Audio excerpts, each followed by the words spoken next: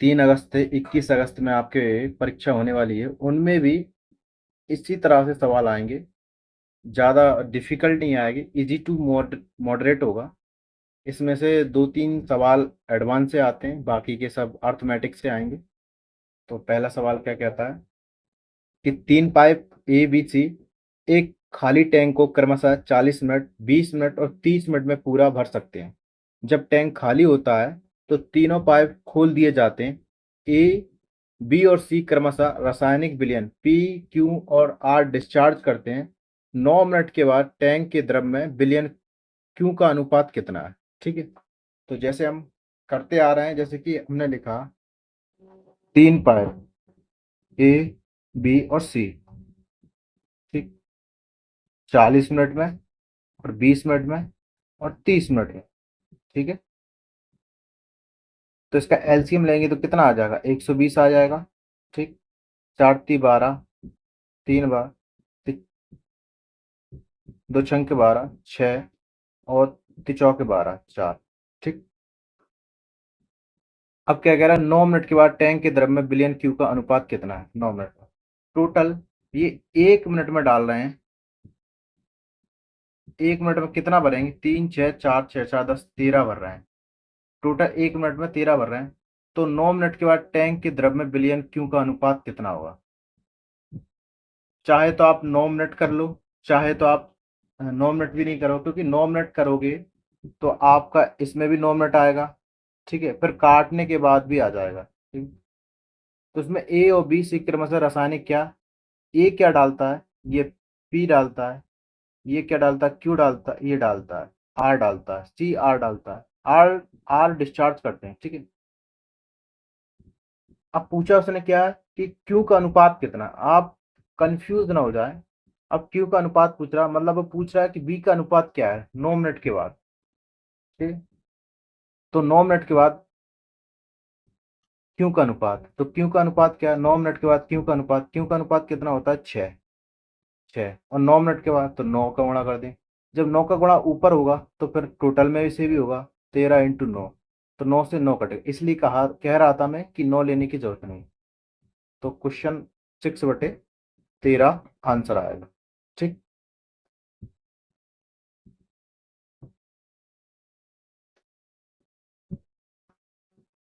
Next, Sonia की शादी, इसका आंसर क्या था? इसका आंसर दूसरा था। ठीक है, बी ऑप्शन है। नेक्स्ट, सोनिया की शादी 15 वर्ष पहले हुई थी। उसकी वर्तमान आयु उसकी शादी के समय की आयु का 8/5 गुना है। उसकी शादी के समय उसकी बहन उससे 8 वर्ष छोटी थी। उसकी बहन की वर्तमान आयु ज्ञात कीजिए। हमने कहा देखो, सोनिया की वर्तमान आयु मान लेते हैं, क्या है? सोनिया की वर्तमान आयु एक्स माना। ठीक है। अब उसमें दूसरी लाइन क्या है कि 15 वर्ष पहले हुई थी, तो उसकी वर्तमान आयु क्या? एक्स बराबर उसकी शादी के समय की आयु, शादी के समय क्या है? जब 15 वर्ष पहले हुई थी, तो एक्स माइनस 15 वर्ष पहले हुई थी का 8/5 गुना थी। ठीक है, इतना सा आप सॉल्व करो पहले यहाँ तक। ठीक है, यहाँ तक सॉल्व कर, 5 इधर आ जाएगा, 5x बराबर के 8x माइनस के 15×8 कितना होता है? 120 होता है। 120 इधर जाएंगे, 120 इधर जाएंगे, बराबर 5 में से 8 में से 5x माइनस हो जाएंगे तो 3x बचेगा। तो 3 से हम काटेंगे तो चौके 12, 40, एक्स का मान कितना आ गया? तो सोनिया की वर्तमान आयु कितनी आ गई? सोनिया की वर्तमान आ गई अपनी 40 वर्ष। ठीक है। अब दूसरी लाइन क्या कह रही है कि उसकी शादी के समय उसकी बहन थी उससे 8 वर्ष छोटी थी। शादी के समय अगर वो 8 वर्ष छोटी थी, तो वर्तमान में आके भी वो 8 वर्ष छोटी ही रहेगी, ऐसा नहीं है कि वो बड़ी हो जाएगी। जब भी हम उम्र वगैरह की बात करते हैं, उनमें गैप हमेशा जैसा चला आ रहा है। अगर कोई बच्चा 5 साल छोटा है किसी अपने भाई से, तो चाहे वो 10 साल हो, चाहे 20 साल हो, चाहे 30 साल बाद भी वो 5 साल छोटा ही रहेगा। तो जब 8 वर्ष छोटी है, तो सोनिया की बहन 8 वर्ष छोटी है, तो सोनिया की 40 उम्र थी, उसमें से 8 माइनस करेंगे तो सोनिया की बहन का कितना आया? 32 वर्ष उम्र आई। कितनी आई? 32 वर्ष। ठीक। ऑप्शन नंबर दूसरा। अब बात करते हैं नेक्स्ट क्वेश्चन की,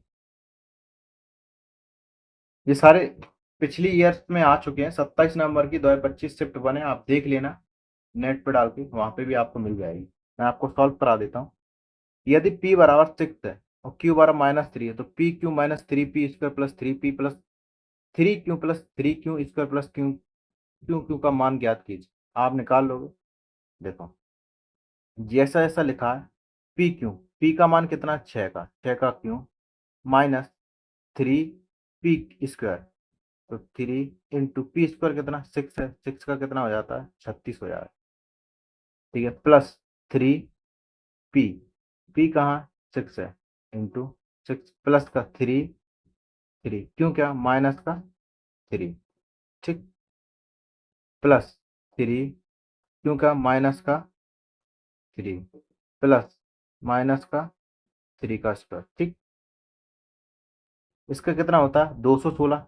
6 का अगर वर्ग निकालेंगे, मतलब घन निकालेंगे, तो 216 होता है। और 36 ती है, 36 का 3 में, तो भी हम 216, 216 होता है।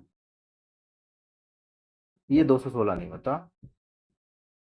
इतने आसानी से हाव कर देते हो आप लोग। तीन त्रिकोण 90 और तिचंग 18, 90 और 18 कितना होगा, 90 और 10 108 हो गया। कितना हो गया, 108 हो गया, प्लस 36 18। अब तीन त्रिकोण 9, ये माइनस का हो जाएगा, ठीक है, प्लस, क्योंकि ये 3 इंटू 3, माइनस का 3 इंटू 3 करेंगे तो कितना, 3 त्रिकोण 9, 9 3 27 हो जाएगा, ठीक है। अब ये माइनस का हो जाएगा, कितना, 3 त्रिकोण 9, माइनस का क्यों हो जाएगा, क्योंकि यहाँ पर क्यों, यहाँ पर स्क्वायर लगा दिए, यहाँ पर क्यों है इसलिए, तो यहाँ पर क्यों है, थोड़ा सा बता दिया करो, भूल जाऊँ तो। 3 का क्यों कितना होगा, 27 हो गया। 27 से 27 कट गया, माइनस माइनस हो गया। और हमने कहा 9 से ये 9 बची, प्लस की 9 हो गई।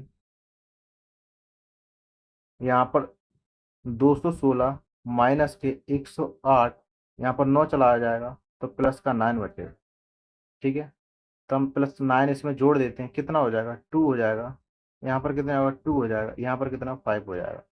तो 225 में से हम 108 घटाएंगे तो कितना आएगा, 15 60 7 बचेगा, यहाँ एक बचेगा, यहाँ आ गया। तो आंसर कितना आ जाएगा, डी, ऑप्शन नंबर डी कितना आ जाएगा, 117 आंसर होगा।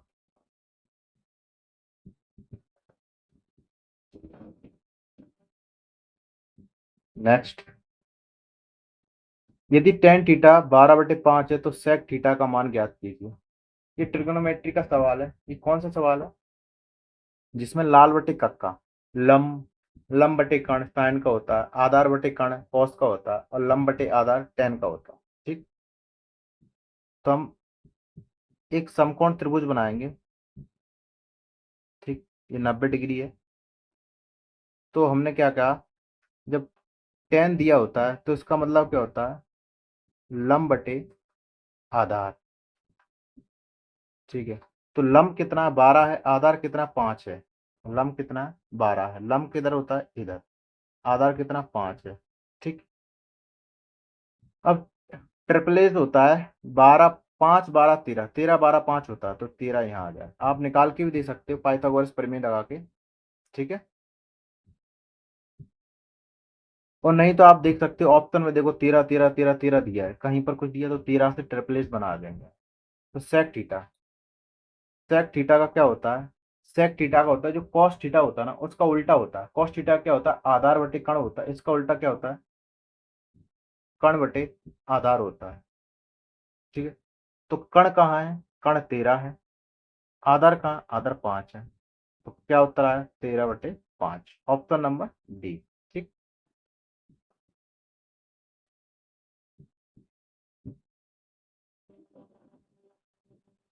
नेक्स्ट, 1/20 और 10/40 का प्रतिशत का कितना प्रतिशत है, ये पूछा,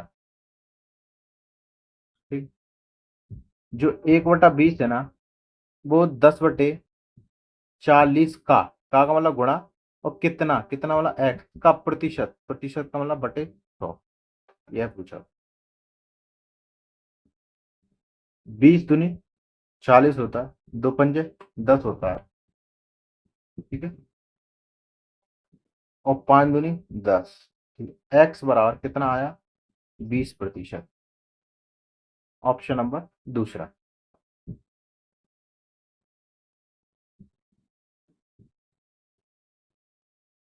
नेक्स्ट, एक कक्षा के 26 छात्रों की औसत आयु 26 वर्ष है।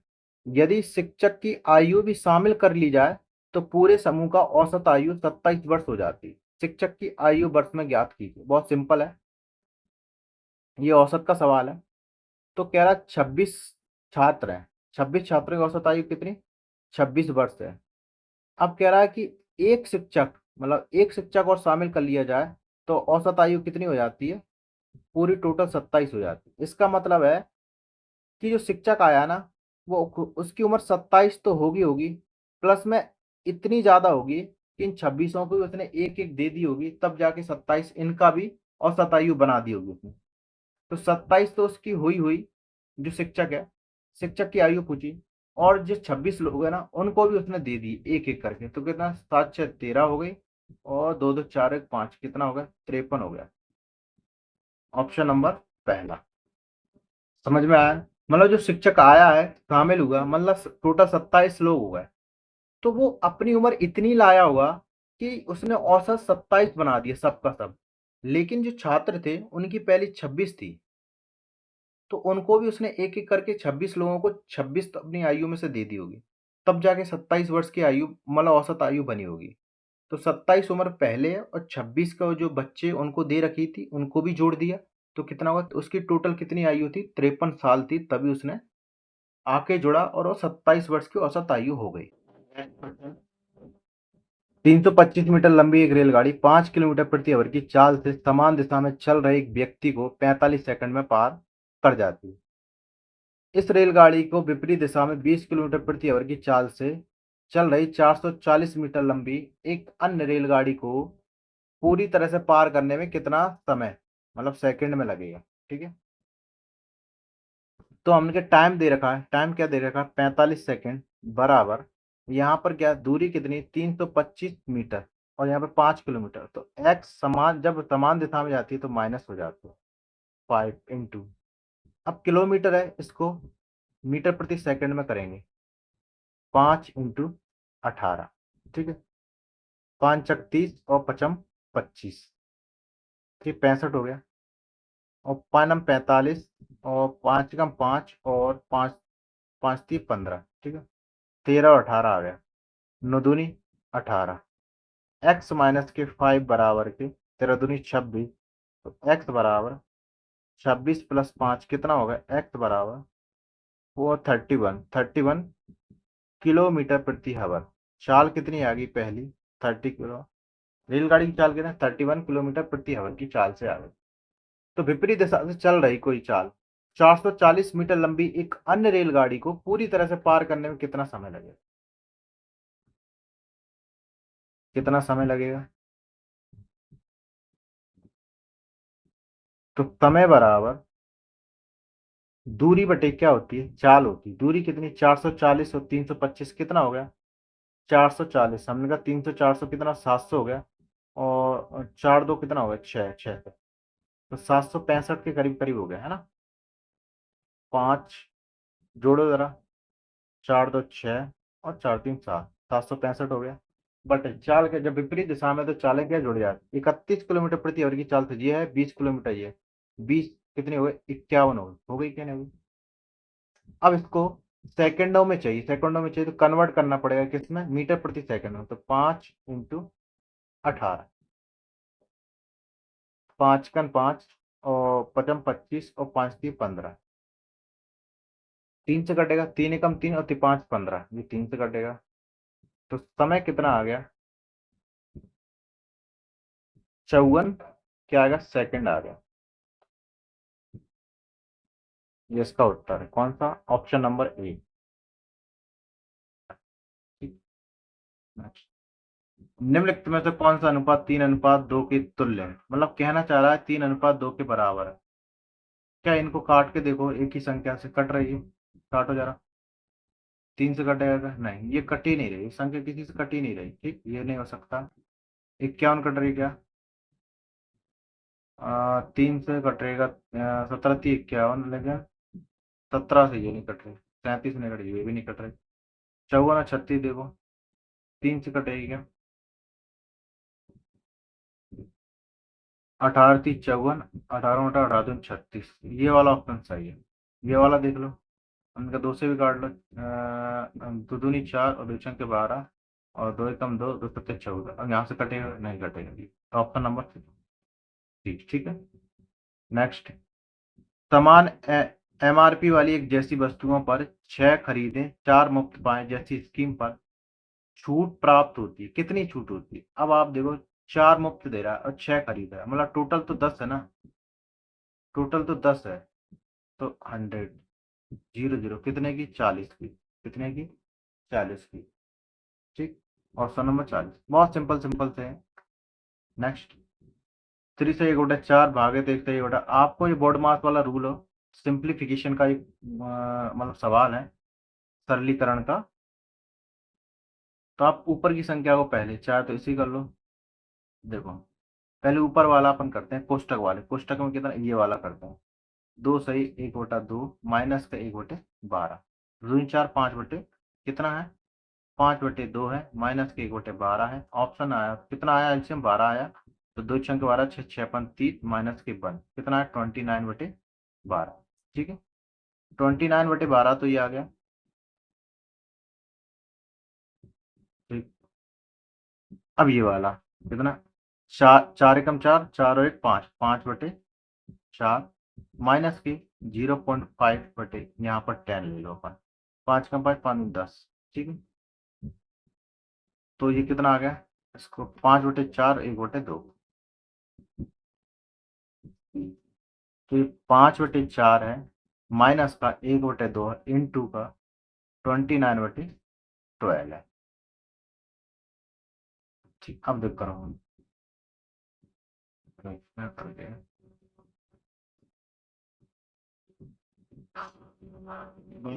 24 तो ये हो गए।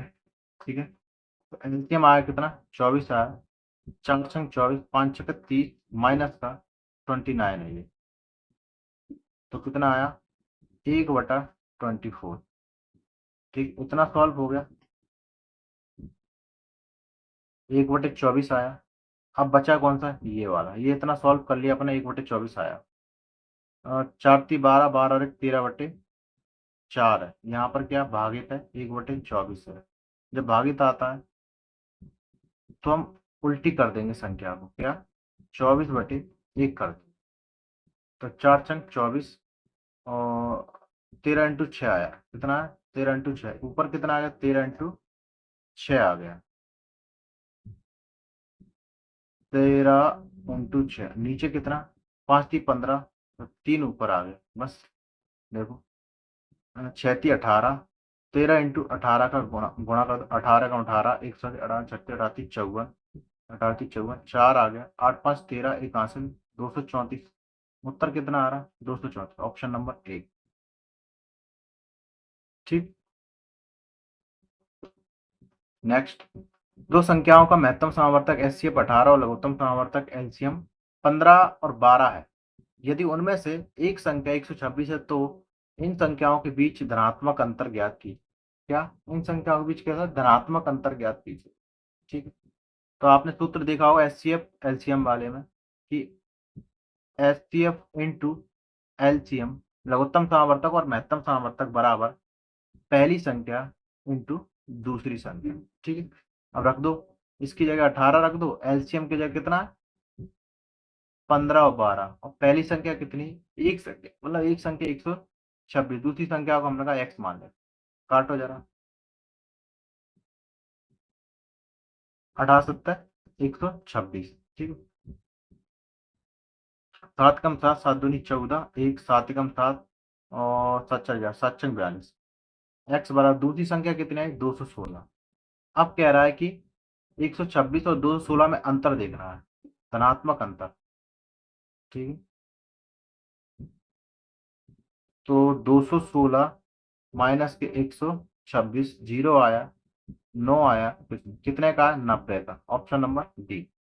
ठीक, नेक्स्ट, सांख्यिकीय की अंतिम, मतलब सांख्यिकी की अंतिम।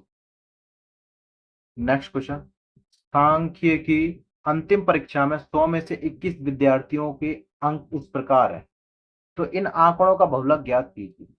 अब आंकड़ों का बहुलक क्या ज्ञात करना है कि इसमें सबसे ज्यादा संख्या किसकी है। बहुलक का मतलब होता है कि इसमें संख्या, कौन सी संख्या कितनी बार रिपीट हुई है, मतलब कितनी बार आई है। तो इसमें ऑप्शन देख लो, आपको ये सब ढूंढने की जरूरत नहीं, इसमें ऑप्शन देख लो 87, 84 और 83 और 85। आपको क्या करना है, बस यही संख्या ढूंढना है, हमको तो यही संख्या ढूंढना है, क्योंकि ऑप्शन ही हमारे पास चार है, हम वहां पे एक एक करके नहीं ढूंढते फिर। तो देखो 87 को ढूंढते हैं, 87 ढूंढो, 87 ढूंढो, 87 ढूंढो, ढूंढो ढूंढो, 87 ढूंढो, 87 क्या एक बार भी नहीं है, 87, 87 ऑप्शन में है ही नहीं। 84 देखते हैं, यहाँ से गए, यहाँ से गए, 84 एक बार, 84 ये आया, और 84 एक ही बार आया, कितनी बार आया, एक बार 84 आया, ठीक है। और 83, 83 देखते हैं, 83 एक बार, 83 यहाँ आ गया, और बस ये भी एक बार आया।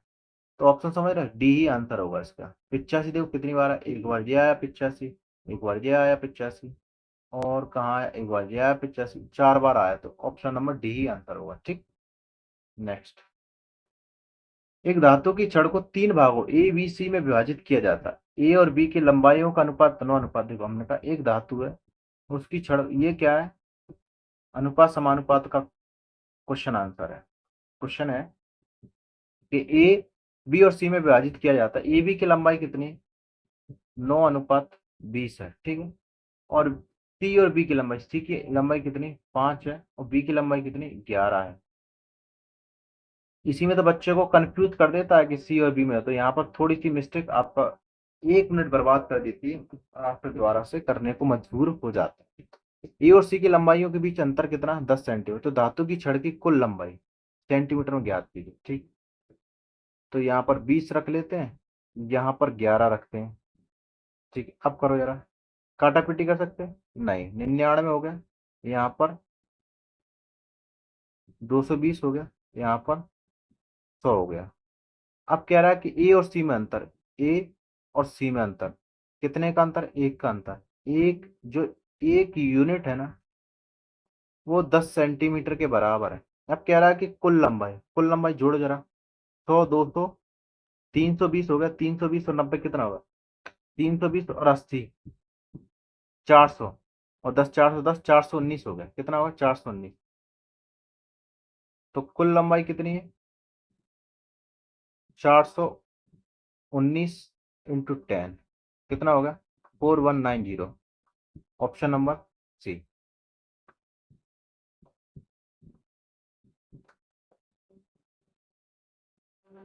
नेक्स्ट, यदि किसी संख्या को 20% को 90 में जोड़ा जाता है तो परिणामी में वही संख्या प्राप्त होती है, उसी संख्या का 80% कितना होगा, ये कहना चाह रहा है।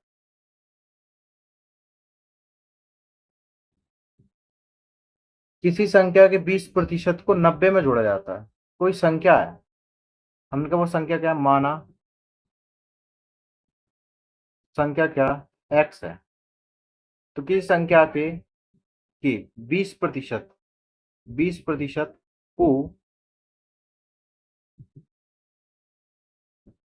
90 में जोड़ा जाता है, ठीक है। तो परिणामी में वही संख्या प्राप्त होती है, परिणामी में वही संख्या प्राप्त होती है, कौन सी, ये, ठीक करो जरा।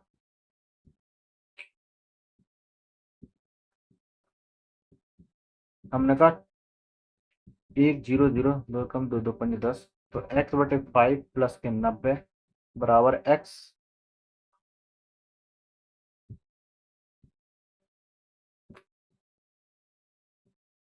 ठीक है। यहाँ पे एलसीएम 5 है, x प्लस पनम 45, 450 बराबर x, x बराबर x प्लस 450, तो x प्लस 450/5 बराबर के x, ठीक है। तो x प्लस के 450 यहाँ पर चला आएगा 5x, तो इधर जाएगा तो कितना बचेगा 4x, ये कितना 450, काटो जरा, 4 कम 4, 4 कम 4, और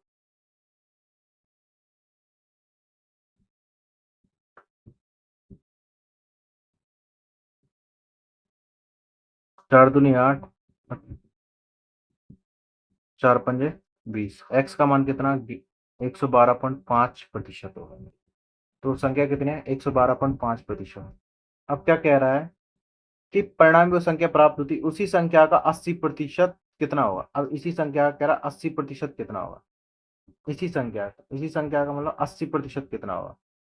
हमने कहा 112.5 का 80% कितना है? हमने कहा 80% मतलब बाय ले लो,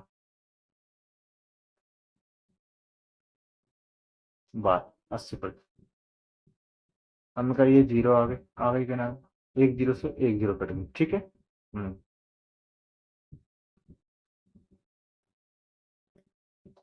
4 दूनी 8, और 4 दूनी 8 और 4 पंजे 20, 25।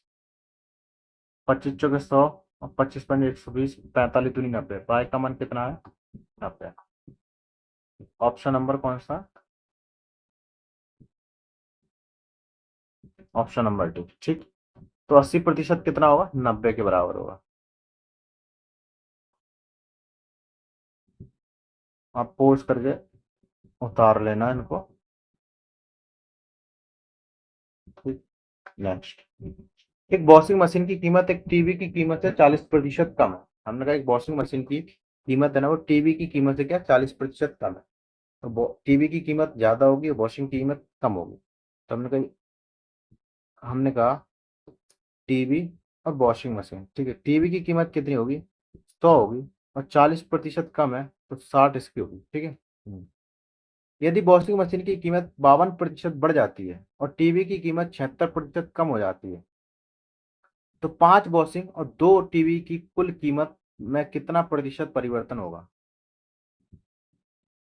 5 वॉशिंग मशीन और 2 टीवी की कुल कीमत में पूछा है, ठीक है। हमने कहा पहले बढ़ा दें, पहले की ये कीमत है, ठीक है। पहले हमने कहा कि वॉशिंग वॉशिंग मशीन की कीमत 52% की कमी हो जाती है।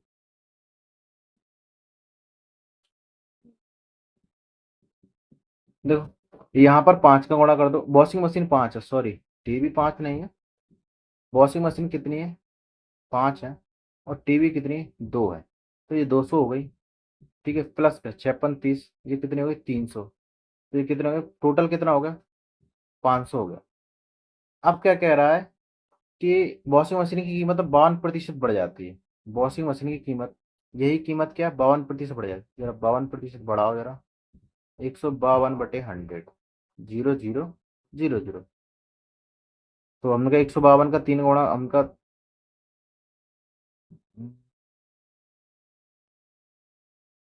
टीवी की कीमत 76% कम हो जाती है। टीवी की कीमत क्या है? टीवी की कीमत भी देखते हैं। 276% कम मतलब दो, 4 बची 80 हो गया। 20 24/100, 00। 24 दूनी 48 होगा, प्लस में ये 300, और 5 15, और 3 दूनी 6, 6 5 और 4। अब इसमें जोड़ो जरा, 48 को भी जोड़ दो। 8 से 14, एक हासिल, 5 4 9 और एक 10, एक हासिल, 4 और एक 5, 504। टोटल यहाँ पर कितना? 500। यहाँ पर कितना है? 504। तो क्या बोला है कि कुल कीमत में कितनी प्रतिशत वृद्धि हुई? मतलब वृद्धि या परिवर्तन जो भी हो, कमी हुआ, अभी देखते हैं।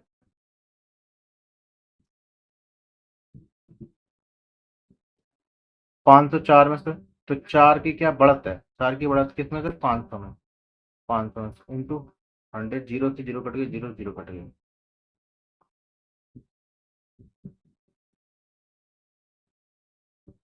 0.5 क्या ऐसा ऑप्शन में है कहीं?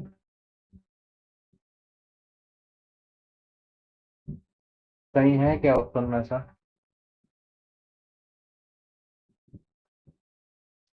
0.8% की क्या है? क्या है? वृद्धि है। कहीं ऑप्शन में दिख रहा है क्या? मुझे तो कहीं दिख नहीं रहा। ये शायद है,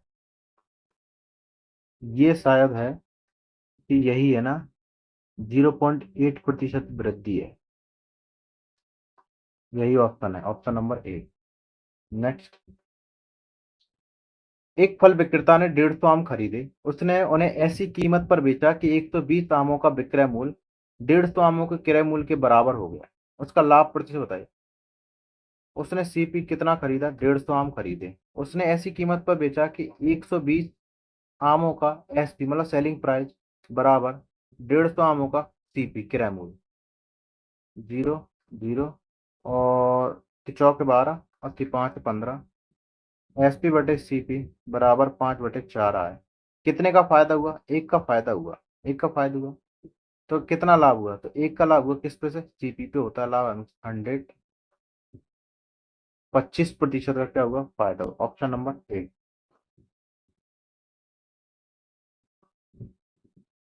नेक्स्ट, ए और बी मिलकर किसी कार्य को 6 दिनों में कर सकते हैं। बी अकेले उसी कार्य को 12 दिनों में कर सकता है। ए अकेले उसी कार्य का दुगना करने में कितना समय या दिन लेगा? हमने कहा ए प्लस बी कितना 6 दिन में करेगा, और बी अकेले उसे कार 12 दिन में करेगा। टोटल 12 कार है तो 6 दूनी 12 हो गए और 12 एकम 12। तो एक और प्लस एक करके है ना, इनकी कार एक दिन में कार चली कितनी? एक प्लस एक एक।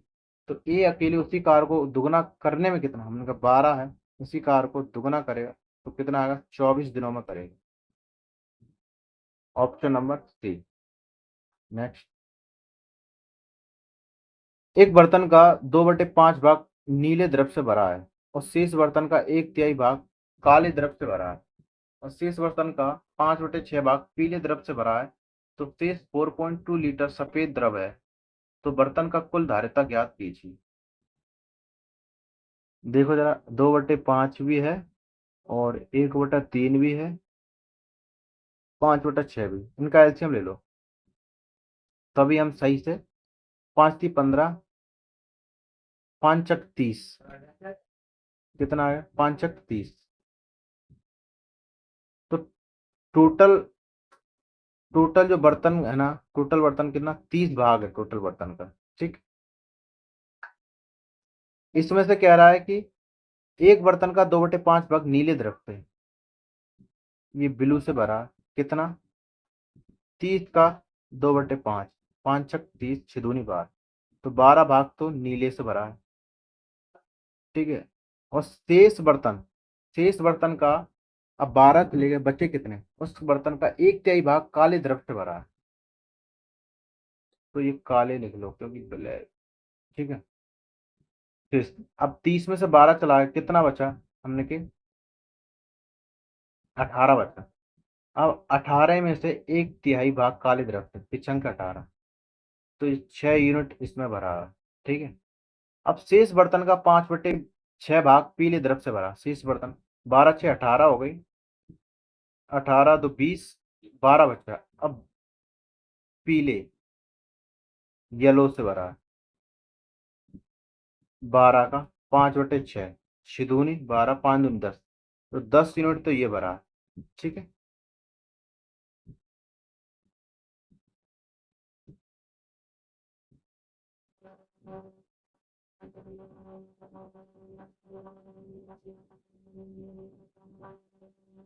अब जो शेष बचा है ना वो 4.2 लीटर सफेद द्रव है। तो बर्तन की कुल धारिता क्या है? ठीक है, अब जितनी यूनिट बचा, कितनी यूनिट हमने कहा 12×6 = 18।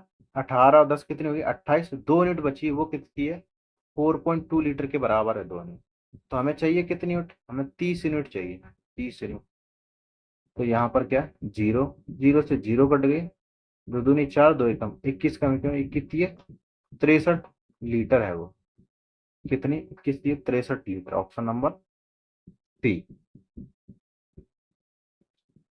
नेक्स्ट, एक वस्तु 8,900 में खरीदी गई। इसका मूल्य 40% अधिक अंकित किया गया।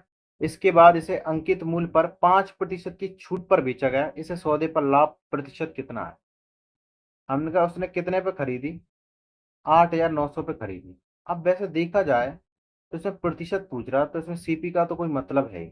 इसका मूल्य 40% अधिक अंकित किया।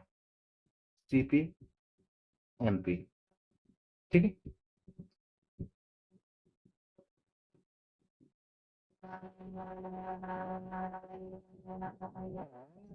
सौ था इसको अंकित किया 40% अधिक अंकित किया 140 कर दिया, और इसे अंकित मूल्य पर 5% छूट दे दी। 5% छूट, हमने कहा 140 पर जब 5% छूट 95/100 बचेगी, क्योंकि एस पी यहाँ पे आ जाए, जीरो से जीरो कट गई।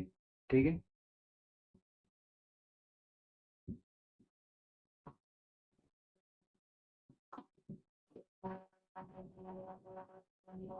ठीक है, 5 ओके, 5 9 45, और 5 2 10, और 2 7 14, 19 7, 19 7 133 होती, 19 7 कितना हुआ 133। ठीक है, तो एसपी कितना आ गया 133 आ गया। तो कह रहा सौदे पर प्रतिशत लाभ कितने का हुआ, 33% का लाभ हुआ। कितने का, 33% का लाभ। Option number A. नेक्स्ट, 6,800 की राशि पर वार्षिक रूप से संयोजित 15% वार्षिक चक्रवृद्धि ब्याज की दर से 2 वर्षों में प्राप्त मिश्रधन ज्ञात कीजिए। हमने कहा 6,800 की राशि वार्षिक रूप से क्या 15% वार्षिक चक्रवृद्धि ब्याज की दर से 2 वर्षों में प्राप्त मिश्रधन ज्ञात कीजिए। प्राप्त मिश्रधन ज्ञात कीजिए, कर लेंगे क्या, बिल्कुल कर लेंगे। हमने कहा देखो 15% बटे 100, 5×3 = 15, और ये 20। हमने कहा देखो पहले साल और दूसरे साल, पहले साल कितना है 20 था,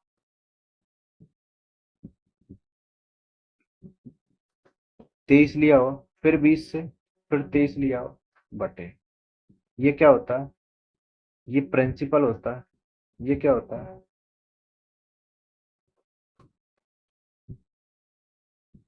ये अमाउंट होता है। 400 होगा, 23 का कितना होता है 529 होता है। ठीक है, तो मिश्रधन क्या है 529 है, तो 6800 है बटे में 400 इंटू 529।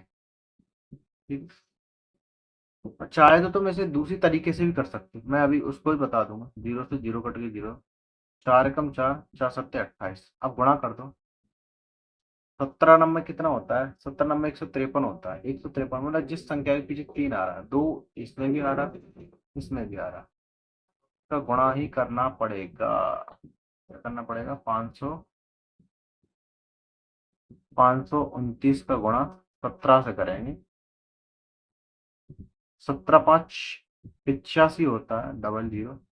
17 17 और 70 नंबर कितना होता है 153 होता है, 3 9 5 5 4 9 और 8 8 9 9 3, 8 9, ऑप्शन नंबर सी। हम आपको ये दूसरी तरीके से भी कर सकते हो, कैसे, सेकंड सेकंड वाला मेथड देखो। हमने का सक्सेसिव मेथड से क्या, 15 + 15 × 15 × 100, 15 15 30 हो गई, प्लस की 15 का अगर 225 होता है, कितना होता है 225 होता है, और 100, इसमें कितना 2.25, कितना हो गया 32.25 होगा। ठीक है, ये ब्याज है। जब अमाउंट चाहिए तो हमें 100 प्लस और कर देना है इसमें, तो कितना हो जाएगा 132.25 हो जाएगा। ठीक है, तो अमाउंट कितना 6800 है, अमाउंट कितना 60 100 6800, ये 100 के बराबर होता है। ठीक, इंटू प्रतिशत लगा लो चाहे कुछ भी लगा लो, 132.25, प्रतिशत से प्रतिशत कट गई। हमने कहा ये 2 जीरो से 2 जीरो यहाँ आ गई, 2 जीरो से 2 जीरो उड़ गई। 25 से काटना चाहो, 25 कम 25, 25 × 100, 25 × 5 = 125, 25 × 5 = 125। ठीक है, 5 2 7 72 हो गई, 25 दूनी 50, 12, 25 × 5 = 125, 9, 25 दूनी 50, 50 72 थी ना, तो 22 25 नंबर 225 हो गई। ठीक, वहीं लाके खड़ा कर, 25 × 4 = 100, 4 × 4 और 17, बस वैसा का वैसा फिर आ गया। 529 × 17 का गुणा करोगे तो कितना आएगा, यही वाला आएगा, 8993 होगा। ठीक है,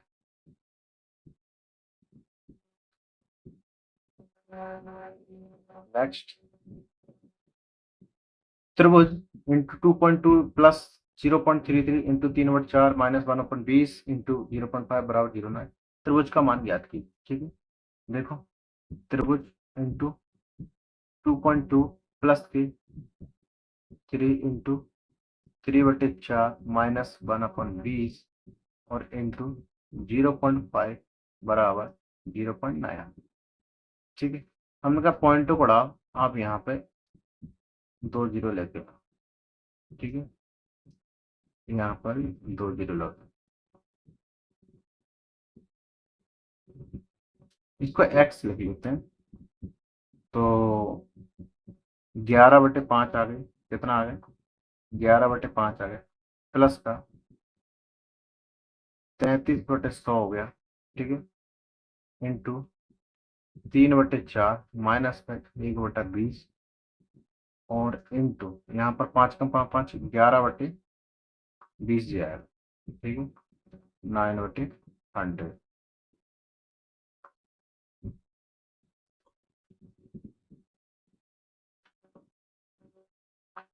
पहले इंटू इंटू वाले इंटू कर लेते हैं। ठीक है,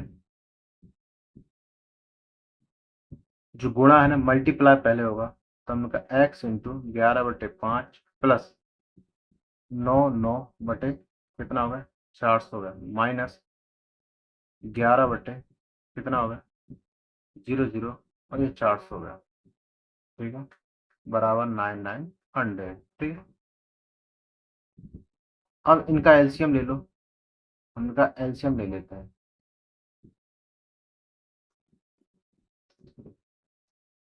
एलसीएम ले लिए, कितना आया, 400 आया, 99 माइनस के 1 बराबर 9900।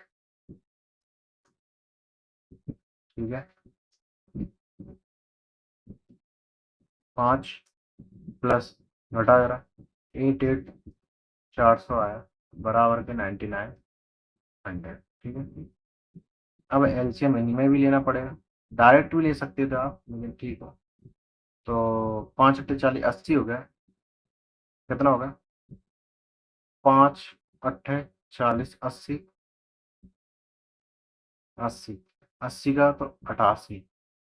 ठीक है, ये क्या है, 88 त्रिभुज है, प्लस 88 बराबर के 9900।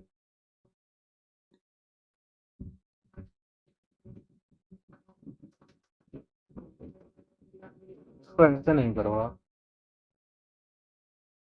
ऐसे करो, हमका 11x/5 प्लस का है ना, उधर चला जाएगा, 90/100 माइनस का 88, एक स्टेप और कम कर दिया, बस कहने वाला यही है। ठीक है, मैं बाद में ले जाता, पहले ही ले लिया, बटे 5 बराबर एलसीएम आया कितना, 400, 2 0 4, 9 × 4 = 36, 360, 9 × 4 = 36, 360 और 9 × 4 = 36, 6 9 3966 बराबर 88। घटा दो 88 इनमें से, 16 में 60, 8 बची, यहाँ 9 हो गई, 0 बची। ठीक है, कितना बचा, 11x/5 बराबर 308/400, 5 × 8 = 40, 80 हो गया।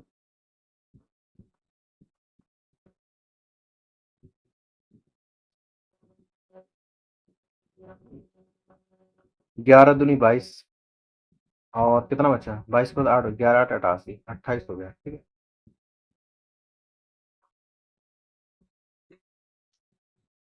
तो x बराबर 4 × 7 = 28 और 4 दूनी 8, 20। क्या आ रहा है इसका, ऑप्शन में क्या दे रखा है, अच्छा पॉइंटों में है। ठीक है, पॉइंटों में है तो कोई दिक्कत नहीं है, कर देते हैं। ठीक है, हमने कहा देखो, दो तीन छः, ठीक है, और एक बचा, दो पंजे 10, और जो जीरो है तो एक पॉइंट, जो पॉइंट उठ के यहाँ जाएगा, तो 0.35 इसका आंसर है। कहीं है क्या ऑप्शन में?